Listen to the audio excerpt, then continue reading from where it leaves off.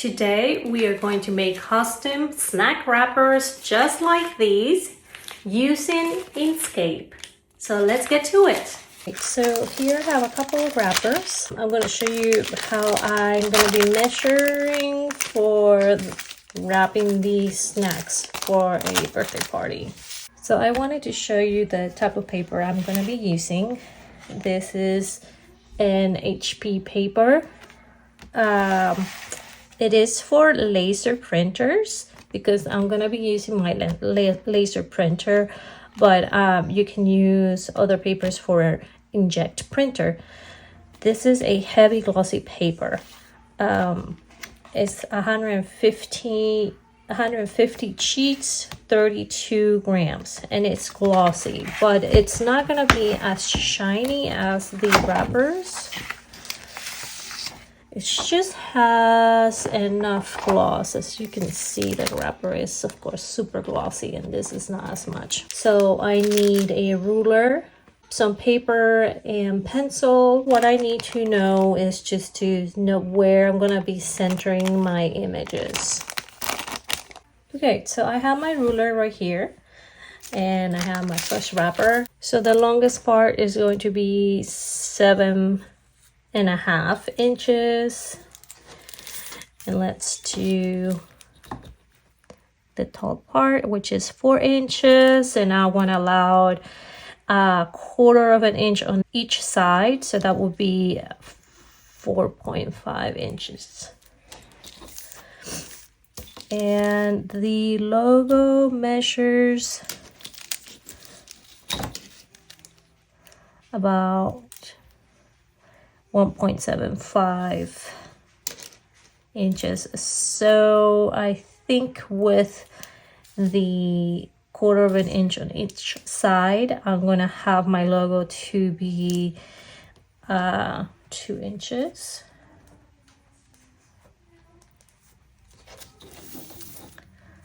Tall and about 3 inches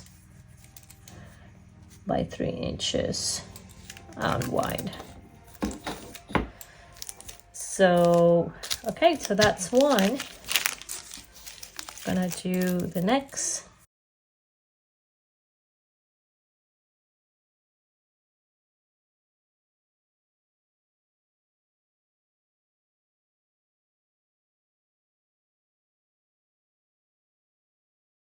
Now let's design a wrapper in Inkscape. Click Inkscape, a new document, and now go to File, Document Properties. Change the canvas size to US letter and make sure that it's landscape.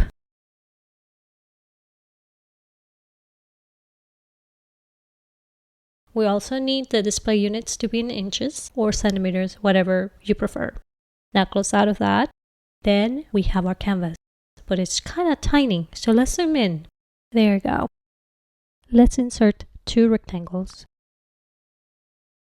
The bigger rectangle would be for the background. So I'm changing the background color.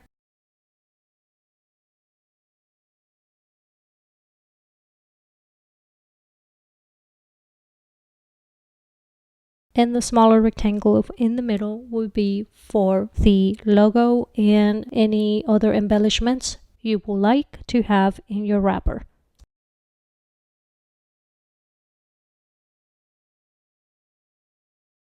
Let's set our background width to 7.5 and our height to 4.75.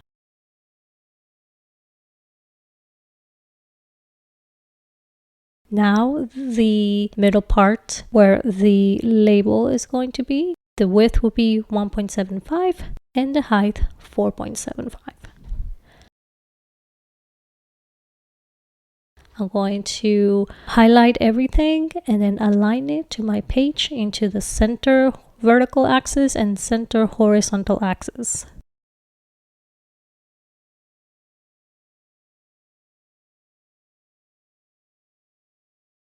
Now I am inserting all of the pictures that I'm going to be working on. We will need to clean the pictures because they're not transparent.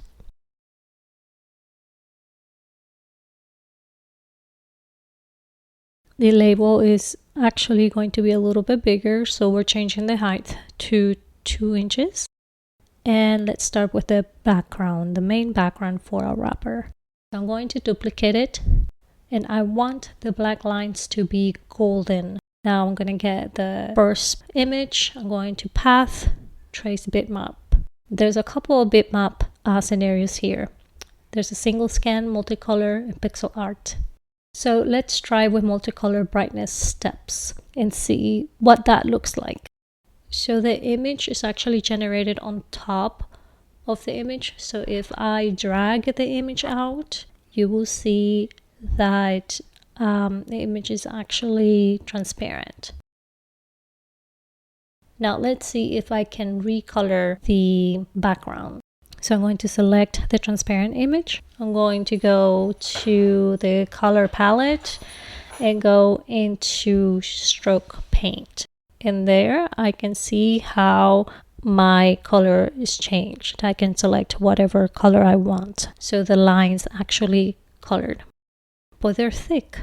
So I'm gonna try a different one. I'm gonna go to trace bitmap and single scan, brightness cutoff.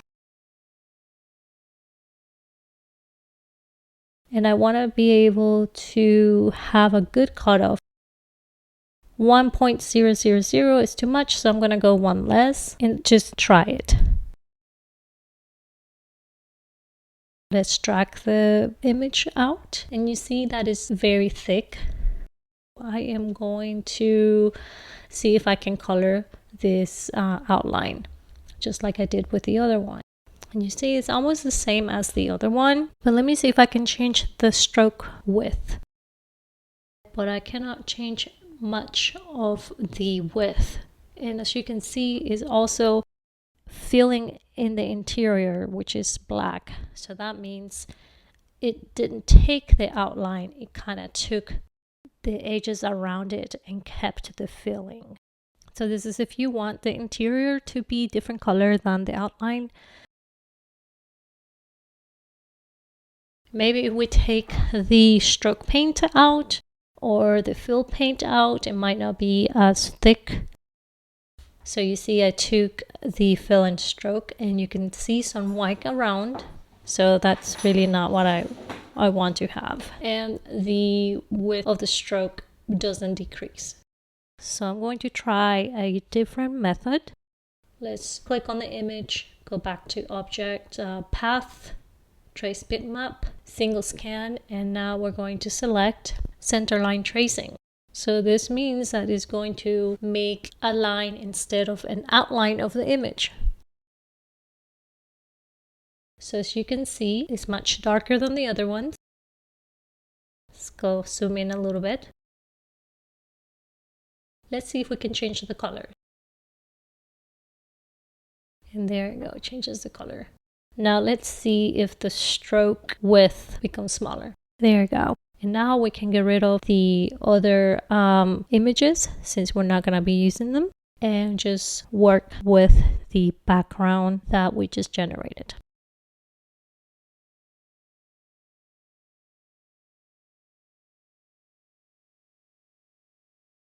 So I'm going to drag this to the page and make it smaller to fit the background of my wrapper. There's a little piece of it that is a little bit too much. So I'm going to duplicate the background of my wrapper, and then what we're going to do is clip it against the background image. So we're going to align vertical and horizontal.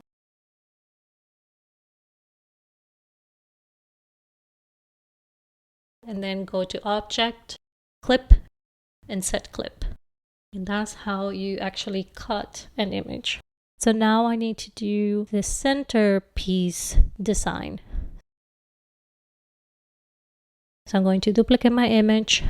I'm going to go to path, center bitmap, and I am going to do the center line tracing and see if that works. I'm going to apply. It did work, but the thickness of around the edges, it's not the same as the picture. So let me try something different. Let's go back to the image And let's click brightness cutoff. And I'm going to apply it. Okay, so that's pretty much the exact width of my image. So I'm going to delete the other one. And let's see if we can change the color on this one. So I think it's also a fill, so we need to fill it and then we need to stroke it, if that makes sense. So change the colors. Actually, I can go without a stroke in here and just do the filling so it won't be too thick. I can also reduce the width of the stroke. Now I need to reduce the size so it can fit in the middle where the logo will go. So we are going to do the same process as what we did with the background. We're going to duplicate and align it in the middle for the other background and the center background. And then we are going to clip it. That way it will fit within that purple rectangle. So go to Object, Clip, and Set Clip. So if you can see, it cut off the outline around it. So that's no problem because I can add an outline to the purple background. So what I can do is place over it, and then I'm going to select the purple background and add a stroke to measure almost the same size as the outline of our picture. And then I'm going to align them vertical and horizontal, and then just reduce the size of the rectangle to fit in the turquoise background color. So let's align it and place it vertical and horizontal. We now have the middle part design ready, and I'm going to group my backgrounds together. I'm going to group the center pieces together and then the background pieces together. And after that, I will group the whole thing together so they will move.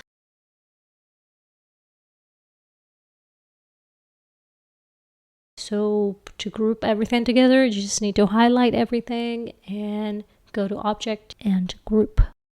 We're going to be working with the logo. You see the logo is not transparent, so we need to make it transparent. And it will be the same process. You always want to make sure you duplicate your picture. Then go to Path, Trace Bitmap. And this is the brightness cutoff. There's some little speckles of black dots, and I want to make sure I adjust the threshold to take as much of those tiny little dots out. So now this is the image, but if you see, the image is actually transparent. What I want is to have a complete cutout of the image first. So that means I need to delete the nodes that is inside the word Oreo. So I'm going to select my node tool and then delete it. Now what I can do is I can clip the image because this is my background image to clip it on so the label won't be transparent. So I'm going to align it very well. And I'm going to go to Object, Clip, and Set Clip. And now I have cut the image that is not transparent that I can layer on top of the center background. So now we have the label. And just adjust it to fit the center part of your wrapper. And then now I need to do the same thing for Princess Jasmine and Raja. I need to adjust the threshold just enough so that I clip the circle to contain the image that Jasmine is in. I don't want it to be transparent, but if you want it to be transparent, that's cool too. It's all up to you. I'm going to apply, and you see this is the transparent image. Now what I need to do is making sure that the circle is completely black so I can clip the image. Therefore, I need to delete all the nodes that is inside this image. And you will see two nodes on the edge of the circle. I gotta make sure that I only have one single node going around the circle to make it a circle.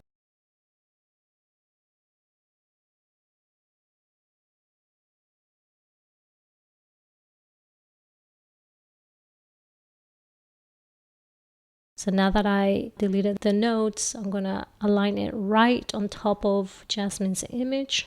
And just want to make sure that it's aligned correctly. So I'm zooming in to move the pieces around.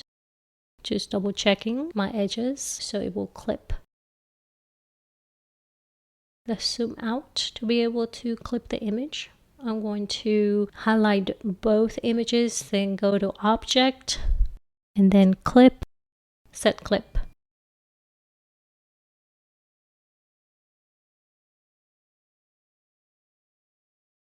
So we're gonna bring this image to raise to top.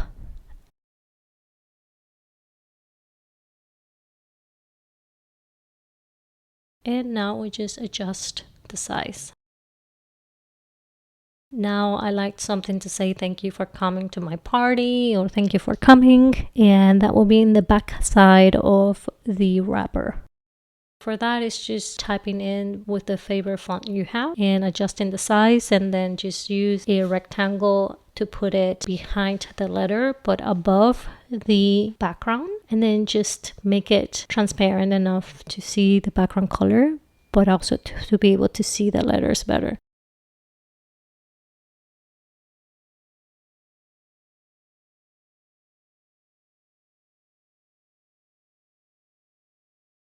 And then now I'm ready to group the whole thing together.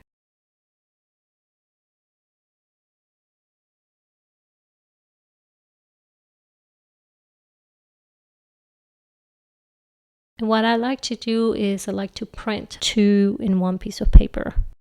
So I just duplicate it and kind of align it. What you can do is to export DPI always 300, and then you export it to PDF to be able to print right off the document, and you don't have to mess with the size. And then just trim it to size, and then you're ready to do the wrapping. And that's pretty much it. That is how I use Inkscape to design a wrapper. Now we're ready to start wrapping.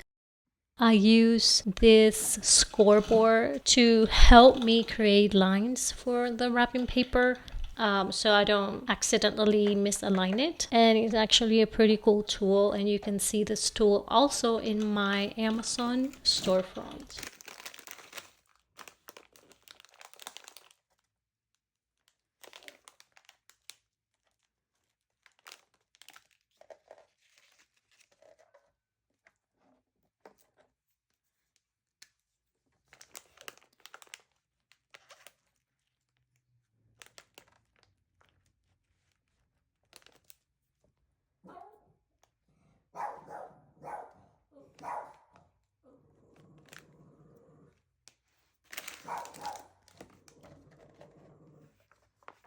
So then I go one by one and crease them.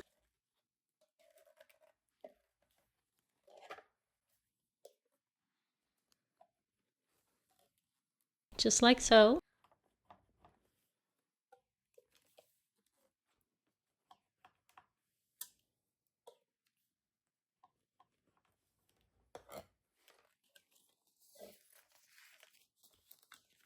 And then I fold them right on the crease.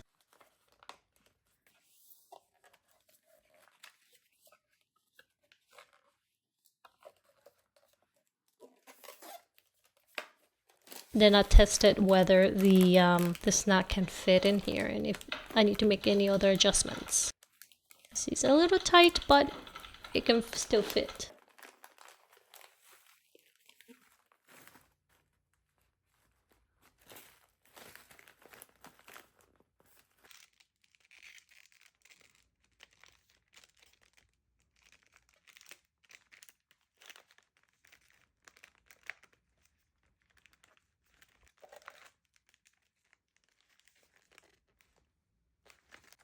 So here we are putting some strips of the double-sided tape. You can also find this in my Amazon storefront. I really like it because it's a very strong tape, and I just put a parchment paper in the back so I can be able to trim it in long strips.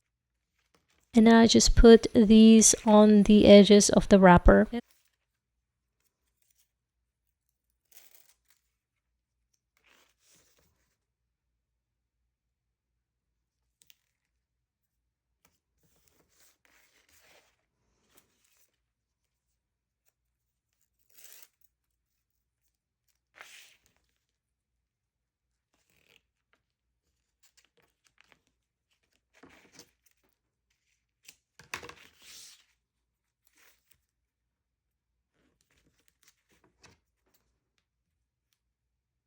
And then close them all together.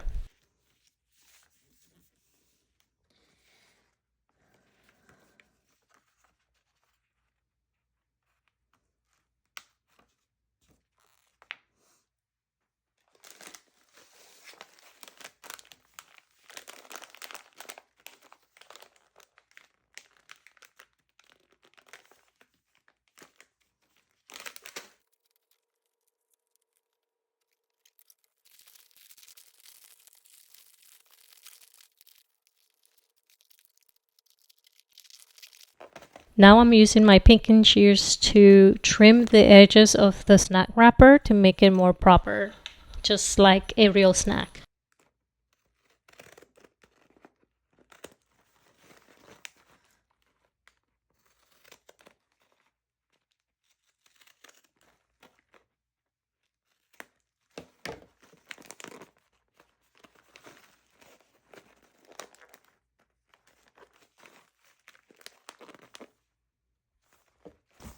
And here it is. This is the final product. I hope you like it. And let me know in the comments if you tried it. Thank you so much.